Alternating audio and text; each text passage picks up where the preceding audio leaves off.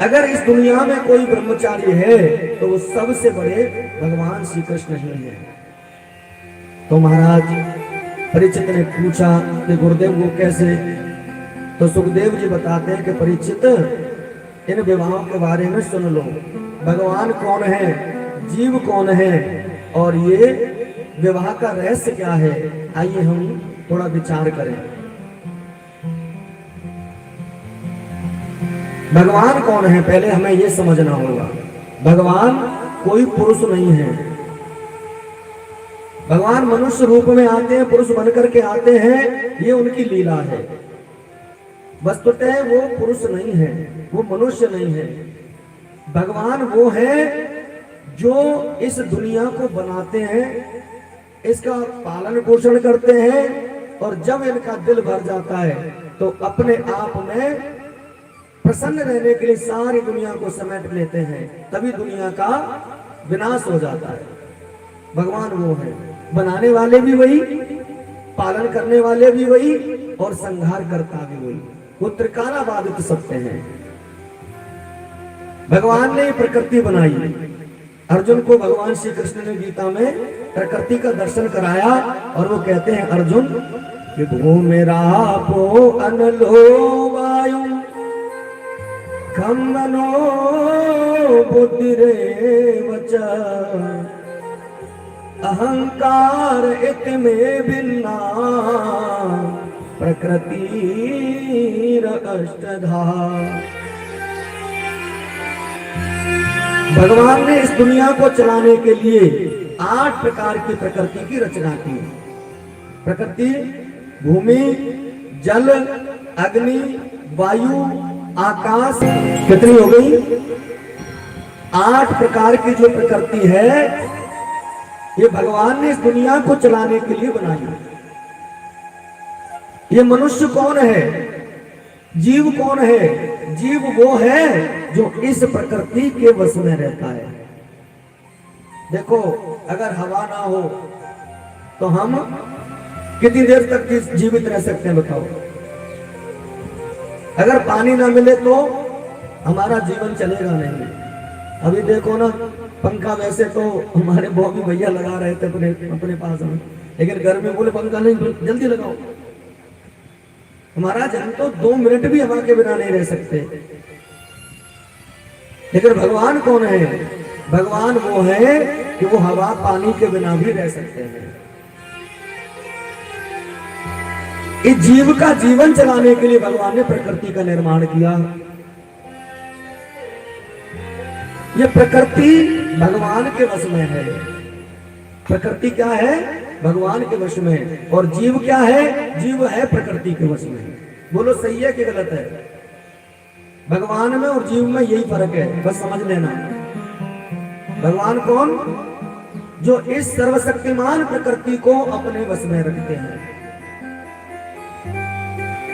हमारे तुम्हारे वश में नहीं है। तनिक आंधी आ जाए, टेंट हिलने लग जाए तो हमारे बस की नहीं है कि इसको हम पकड़ के इसको भी सही सलामत रख सकें। लेकिन भगवान की इच्छा मात्र से वायु अपना प्रकोप दिखाता है, आकाश बरसते हैं, सूर्य तपता है, चंद्रमा शैतल्य देता है। ये भगवान की लीला है। तो 8 प्रकार की जो प्रकृति है, यही भगवान की 8 पटरानियां हैं। यह है विवाहों का रहस्य। इसको कहते हैं तत्व। क्या है ये? ये तत्व है। आज आपने इतनी कथा को सुन लिया, समझ लिया, तो भागवत कथा सुनने का पूरा फल आपको मिल जाएगा। भगवान प्रकृति को अपने वश में रखते हैं। यही प्रकृति 8 प्रकार की भगवान की 8 पटरानियां हैं। अब 16,100 क्या है, इनको भी समझ लीजिए। हमारे वेद हैं 4। वेद कितने हैं? 4। ऋग्वेद, यजुर्वेद, सामवेद और अर्थवेद। इन चारों वेदों में 3 कांड हैं। जैसे आपने रामायण पढ़ी हो, रामायण में 7 कांडों का वर्णन होता है। बाल कांड, अयोध्या कांड, अरण्य कांड, किष्किंधा कांड, फिर पंचम सोपान सुंदर कांड। फिर लंका कांड और फिर उत्तरकांड। ठीक इसी तरह वेदों में 3 कांड का वर्णन है, कर्म कांड, ज्ञान कांड और उपासना कांड। भाव से बोलो राधे राधे, और थोड़ा जोर से बोलना पड़ेगा। तो महाराज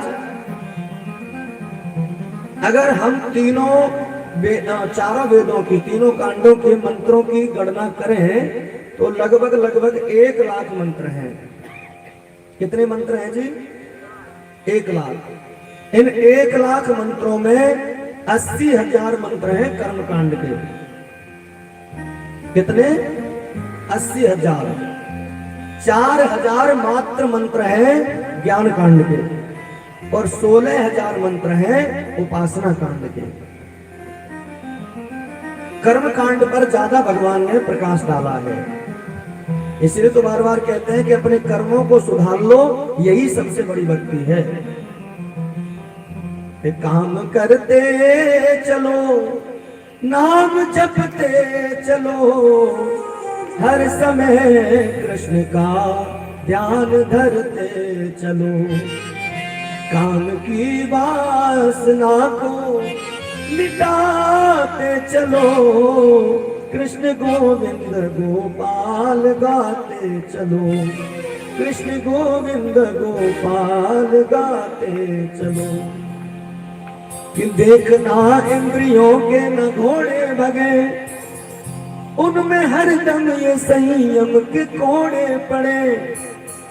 अपने इस जीवन रथ को सुमार्ग लगाते चलो, कृष्ण गोविंद गोपाल गाते चलो। ये मनुष्य जीवन मिला है, एक ये मार्ग मिल गया है कि इसके जरिए हम भगवान तक पहुंच सकते हैं, भगवान को पा सकते हैं। इसको कहते हैं उपासना। क्या कहते हैं जिसको? उपासना। उपासना का अर्थ होता है कि किसी भी भाव से भगवान के सम्मुख जाना उपासना है। उपासना कांड के 16,000 मंत्र ही भगवान की 16,000 रानियां हैं।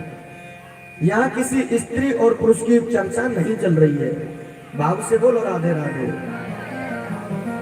16,000 उपासना कांड वेदों के मंत्र, ये भगवान की रानियां, और 8 प्रकार की प्रकृति, ये भगवान की 8 पटरानियां। अब बची है मात्र 100 प्रकार के उपनिषद जो कृष्ण भक्ति का प्रचार और प्रसार करते हैं। ये 100 प्रकार के उपनिषद ही भगवान की 100 अन्य पत्नियां हैं। ये है विवाहों का रहस्य।